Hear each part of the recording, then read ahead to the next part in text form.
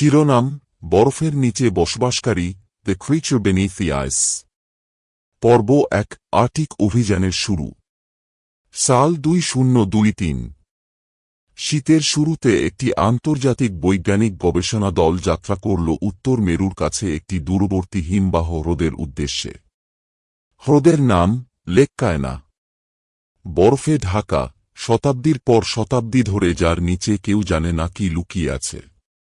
দলের নেতৃত্বে ছিল ড ইলাসেন, একজন ভারতীয় গ্লেসিওলজিস্ট, যার জীবনের শেষ লক্ষ্য ছিল এই হ্রদের নিচে লুকানো জলজীবন খুঁজে পাওয়া।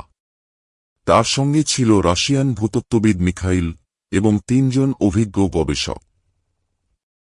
তারা বরফ কেটে নিচে নামার প্রস্তুতি নিতে থাকে।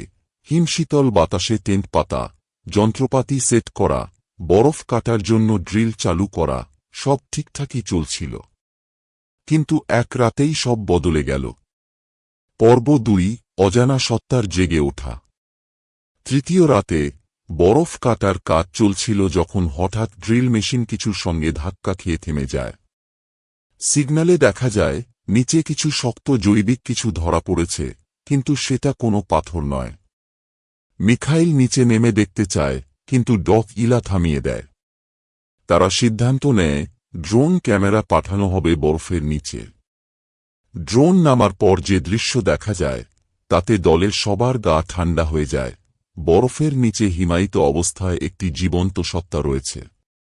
তার শরীর বরফে আটকে থাকা, কিন্তু হালকা নড়াচড়া করছে। তার চোখ লাল, স্থির, যেন কারো দিকে তাকিয়ে আছে। এক ঝলকে মনে হয়েছিল বিশাল এক দৈত্য, মাথায় শিং, লেজ আর আঁশে ঢাকা শরীর। ড ইলা বলেন, এটা জৈবিক কিছু নয়, এটা আদিম কোনো শক্তি। পর্ব ৩, মৃত্যু শুরু। সেই রাতেই ক্যাম্পে অদ্ভুত ঘটনা শুরু হয়। প্রথমে হারিয়ে যায় একজন গবেষক, রাতের অন্ধকারে চিৎকার শোনা যায়, আর তারপরে শুধুই নীরবতা। পরদিন তার জুতো পাওয়া যায় হ্রদের ধারে, রক্তে ভেজা। তারপরে একে একে যন্ত্রপাতিগুলো বিকল হতে থাকে, ক্যামেরা ঘুরে যায় নিজের ইচ্ছেমতো, আর বরফের নিচে থেকে ঘন ঘন শব্দ আসতে থাকে, যেন বরফ ফেটে যাচ্ছে। মিখাইল এক রাতে ক্যাম্প ছেড়ে হ্রদের দিকে চলে যায়, আর ফেরে না। ড ইলা তখন বুঝতে পারেন, তারা যাকে ঘুমন্ত ভেবেছিল সেটা জেগে উঠছে। তার উপস্থিতি চারপাশের তাপমাত্রা পর্যন্ত পরিবর্তন করছে। পর্ব ৪, প্রাণপণে পালানো।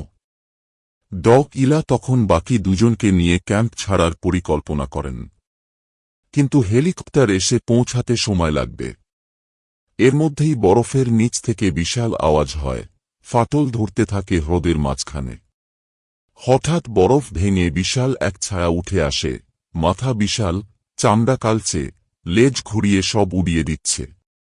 এক পলকে সত্তাটি দেখেই বোঝা যায়, এটা কোনো পৃথিবীর জীব নয়, এটা প্রাচীন কোনো শয়তান, যাকে হয়তো 1000 বছর আগে কেউ বরফের নিচে আটকে রেখেছিল।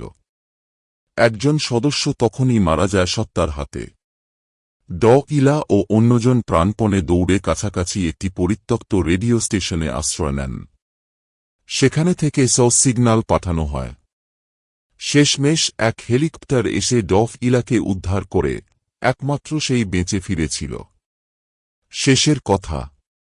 ফিরে আসার পর ড ইলা সমস্ত রিপোর্ট নষ্ট করে ফেলেন।